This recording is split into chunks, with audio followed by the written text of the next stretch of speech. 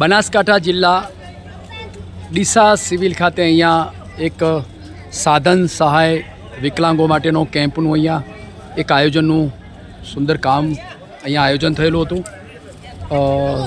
ડીસા તાલુકા અહીંયા civil hospital ખાતે એક કેમ્પનું એક ખૂબ જ વિશિષ્ટ અહીંયા કામનું એનું આયોજન થયેલું હતું।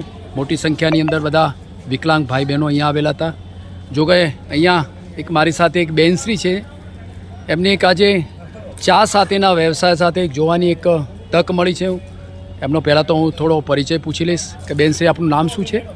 ટીનાબેન ઠાકોર। ટીનાબેન ઠાકોર છે। પપ્પાનું નામ શું છે બેન? શું નામ છે? મફાજી ઠાકોર। મફાજી ઠાકોર। આપ વતન આપનું કયું છે બેન? પાલનપુર વતન છે, બરાબર। આપને અભ્યાસ કેટલો કર્યો છે બેન? 9 ધોરણ સુધી અભ્યાસ કર્યો છે। પપ્પાની સાથે પપ્પાની સાથે નાનપણથી જ પપ્પા તરફનો નાનપણથી જ પ્રેમ મળેલો છે, બરાબર। મમ્મી અત્યારે હાલ મમ્મી આયા જ નથી મતલબ બરાબર। જો કે ટીનાબેનને પપ્પાનો ખૂબ જ પ્રેમ મળેલો છે। પપ્પાના સાથે સાથે પોતે એક ચાનો વ્યવસાય કરી રહ્યા છે। આમ તો શારીરિક પોતે વિકલાંગ છે। હું એમને વિધવા અને વિકલાંગ છે।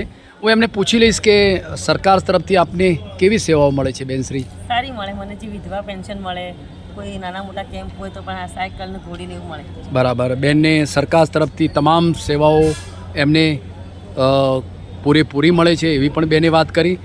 વિશેષ આજે બેનને એક મળવાનો પણ એક ચાન્સ પણ મળ્યો છે, મને એક શુભ અવસર પણ મળ્યો છે। હું એમને પૂછી લઈશ કે આપના ચાના વ્યવસાય તરીકે આપનો વ્યવસાય તમે જે કરો છો વ્યવસાય આપને કેવો લાગે છે? ચાનો વ્યવસાય લોકો સાથે મળવાનો સારું લાગે અને લોકોને બસ આ સેવાનો એક વિકલાંગોને ચા પાવા માટે સેવાનો જે લાભ મળે એ બહુ સારું કહેવાય। અચ્છા, અમને આવવા માટે બાકી પાલનપુરમાં તો રેગ્યુલર મારે ચાલુ છે। હા બેને એ વાત કરી કે વિકલાંગોનો ત્યારે કેમ્પ હોય છે ત્યારે મને ચા પીવાનો એક સુંદર એવી તક પણ મળે છે। બેન બહુ સરસ મજાની વાત કરી કે આજે તમે વિકલાંગોને જે ચા પાવાની તકવાળી વાત કરી એ પણ એક વિશિષ્ટ વાત કરી છે। બેન આપ ટીનાબેન આજે તમે એ પણ મને વાત કરી કે પાલનપુરની અંદર આપને કયા નામથી ચા તરીકે કયા નામથી ઓળખવામાં આવે છે? ટીનાબેન ચાવાળા નામથી ઓળખવામાં આવે છે। જિલ્લા પંચાયત ગેટ આગળ છે ને, પાલનપુર જિલ્લા પંચાયત ગેટ આગળ આપ ઊભા રહો છો અને ટીનાબેન ચાવાળા તરીકે જ તમે ઓળખાવો છો। બહુ બેને સરસ મજાની વાત કરી કે મને લોકો ટીનાબેન ચાવાળા નામથી ઓળખે છે। સુંદર મજાની વાત કરી। એમનો વ્યવસાય પણ બહુ સરસ ચાલે છે। વ્યવસાય વિશે પણ વાત કરી। એ પોતે ચા પણ પાય છે અને ખૂબ આનંદથી લોકોને ચા પાઈ અને આનંદની લાગણી અનુભવે છે।